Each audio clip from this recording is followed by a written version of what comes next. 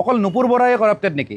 নহয়, অসমত বহুত এনেকুৱা অফিচাৰ আছে। তাৰ কাৰণে মেইন দায়ী হলো আমি ৰাইজ। আমাক লাগে শৰ্টকাট আৰু 2 নম্বৰী কাম এটা আমি 1 নম্বৰী বনোৱাৰ কাৰণে এনেকুৱা ধৰণৰ এচিএছ বিষয়ক আমি পইচা দিম। যিবিলাক অঞ্চলত এনেকুৱা ধৰণৰ অফিচাৰবিলাকে কাম কৰে, তাত থকা যিবিলাক ৰিপৰ্টাৰ, যিবিলাক নিউজ চেনেলৰ মানুহ, তেওঁলোকেও কিন্তু সব কথা গম পায়, কিন্তু তেওঁলোকে মনে মনে থাকে, কাৰণ তেওঁলোকে মনে মনে মালটো খাই থাকে। নুপুৰ বড়ো হেনো বহুত ভাল ছাত্ৰী আছিলে, কিন্তু তেখেতেও পইচা পোৱাৰ পিছত পাগলা হৈ গৈছে। আৰু তেওঁৰ পাগলামিটো কোনটো লেভেললৈকে গৈছে, তেওঁৰ ফেচবুক প্ৰফাইলটো আৰু ইনষ্টাগ্ৰাম প্ৰফাইলটো চাব।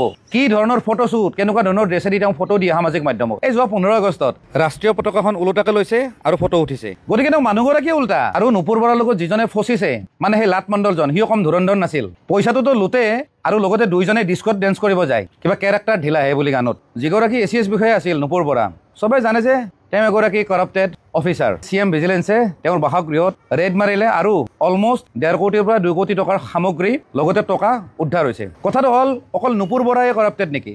নহয়, অসমত বহুত এনেকুৱা অফিচাৰ আছে যোনে কৰাপশ্যনত লিপ্ত হৈ থাকে। তাৰ কাৰণে মেইন দায়ী হলো আমি ৰাইজ। আমি মানুহবিলাকে কাম এটা কৰিব যাওঁ, আমাক লাগে শৰ্টকাট আৰু 2 নম্বৰী কাম এটা আমি 1 নম্বৰী বনোৱাৰ কাৰণে এনেকুৱা ধৰণৰ এচিএছ বিষয়ক আমি পইচা দিম। প্ৰথম কিন্তু কৰাপ্টেড কিন্তু মানুহবিলাক, যিবিলাক মানুহে তেওঁলোকক কৰাপশ্যন কৰবাত সহায় কৰিছে। লগতে যিবিলাক অঞ্চলত এনেকুৱা ধৰণৰ অফিচাৰবিলাকে কাম কৰে, তাত থকা যিবিলাক ৰিপৰ্টাৰ, যিবিলাক নিউজ চেনেলৰ মানুহ, তেওঁলোকেও কিন্তু সব কথা গম পায়, কিন্তু তেওঁলোকে মনে মনে থাকে, কাৰণ তেওঁলোকে মনে মনে মালটো খাই থাকে এই অফিচাৰবিলাকৰ পৰা। এই নুপুৰ বৰা নামৰ এনেকুৱা এচিএছ বিষয়বিলাকতো কৰাপ্টেড হয়ে, কিন্তু আমাৰ ৰাইজৰ মাজৰো একাংশ মানুহ কিন্তু কৰাপ্টেড। যেতিয়া পঢ়া শুনা কৰি থাকে নহয়, তেতিয়া ঠিকে থাকে, তাতে কৰাপশ্যন কৰিম বুলি নাভাবে, কিন্তু যেতিয়া তাতে পইচা দেখা পায়, হাতত যেতিয়া পইচা পায় নহয়, তাতে পাগল হৈ যায়। শুনা মতে নুপুৰ বড়ো হেনো বহুত ভাল ছাত্ৰী আছিলে, কিন্তু তেখেতেও পইচা পোৱাৰ পিছত পাগলা হৈ গৈছে।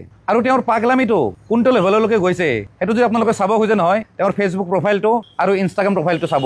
কি ধৰণৰ ফটোশ্বুট, কেনেকুৱা ধৰণৰ ড্ৰেছেদি তেওঁ ফটো দিয়ে সামাজিক মাধ্যমত। তেনেকুৱা ধৰণৰ মানুহ অফিচাৰ পাতি দিম, ৰাইজকতো লুটিবয়ে, ঠগিবয়ে। আৰু ৰিচেণ্টলি মই এটা খবৰ পাইছিলো দেই, এই নুপুৰ বৰা হেনো এই যোৱা 15 আগষ্টত ৰাষ্ট্ৰীয় পতাকাখন ওলোটাকে লৈছে আৰু ফটো উঠিছে। গতিকে তেওঁ মানুহগৰাকী উল্টা, গতিকে তেওঁলোক আমি আশা কৰি লাভ নাই। আৰু নুপুৰ বৰাৰ লগত যিজনে ফচিছে, মানে সেই লাট মণ্ডলজন, সিও কম ধুৰন্ধৰ নাছিল। পইচাটোতো লুটে আৰু লগতে দুইজনে ডিস্কত ডেন্স কৰিব যায়, কিবা কেৰেক্টাৰ ঢিলাহে বুলি গানত। মোৰ কথাটো হ'ল এনেকুৱা মানুহ সমাজত থাকে, নথকা নহয়, কিন্তু আমি ৰাইজ সজাগ হ'ব লাগিব। ৰাইজ যদি চিধা হওঁ নহয়, তেওঁলোকে চিধা হ'ব বাধ্য হ'ব। এই ভিডিঅ'টোৰ যোগেদি মই ৰাইজক এটা কথা আহ্বান জনাওঁ, আপোনালোকে যাতে এনেকুৱা ধৰণৰ 2 নম্বৰী অফিচাৰৰ লগত কৰাপশ্যনত সহযোগ নকৰে। লগতে মই অসম চৰকাৰক ধন্যবাদ জনাওঁ, আপোনালোকে এনেকুৱা ধৰণৰ অফিচাৰক উচিত শাস্তি দিয়াৰ বাবে। গতিকে ধন্যবাদ, জয় অসম।